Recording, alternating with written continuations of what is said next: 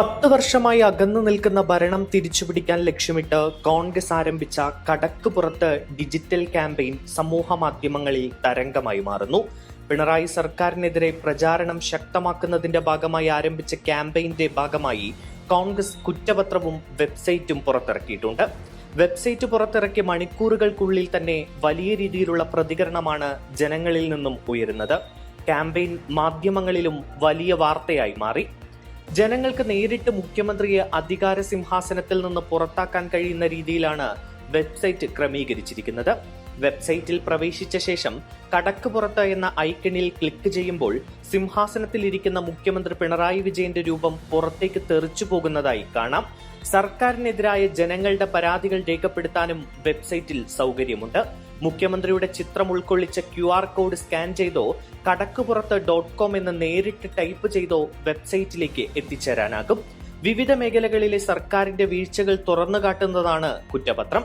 തൊഴിലില്ലായ്മ, കാർഷിക പ്രതിസന്ധി, അമ്പലക്കൊള്ള, വർദ്ധിക്കുന്ന ലഹരി ഉപയോഗം, വന്യജീവി ആക്രമണങ്ങൾ, തകരുന്ന മതേതരത്വം, പെരുകുന്ന പൊതുകടം, പൊതുജനാരോഗ്യം വെന്റിലേറ്ററിൽ, വിലക്കയറ്റം, BJP CPM അവിശുദ്ധ കൂട്ടുകെട്ട്, PR ഭരണവും അനാവശ്യ വിദേശ യാത്രകളും എന്നിങ്ങനെ 12 വിഷയങ്ങളാണ് കുറ്റപത്രത്തിൽ ഉൾക്കൊള്ളിച്ചിരിക്കുന്നത്.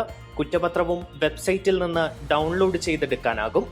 തദ്ദേശ തെരഞ്ഞെടുപ്പിലെ വലിയ വിജയത്തിൽ നിന്ന് ആവേശം ഉൾക്കൊണ്ട് ഉണർന്നെണീറ്റ UDF സംവിധാനം നിയമസഭാ തെരഞ്ഞെടുപ്പിൽ 100-ലേറെ സീറ്റ് എന്ന ലക്ഷ്യവുമായാണ് പ്രചാരണത്തിന് തയ്യാറെടുത്തിരിക്കുന്നത്.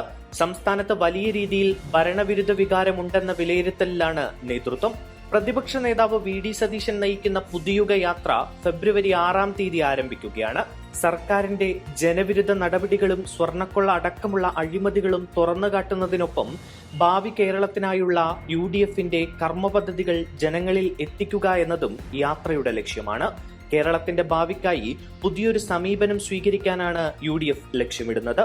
സംസ്ഥാനത്തിന്റെ സാമ്പത്തികവും സാമൂഹികവും വികസനപരവുമായ പദ്ധതികൾ ചൂണ്ടിക്കാട്ടുന്നതിനോടൊപ്പം അവയ്ക്കുള്ള പരിഹാരങ്ങളും കോൺഗ്രസ് മുന്നോട്ട് വയ്ക്കുന്നു. പുതുയുഗ യാത്രയുടെ തയ്യാറെടുപ്പുകൾ പുരോഗമിക്കുന്നതിനൊപ്പം വളരെ വേഗം സ്ഥാനാർത്ഥി നിർണയത്തിലേക്കും കടക്കാൻ ഒരുങ്ങുകയാണ് UDF.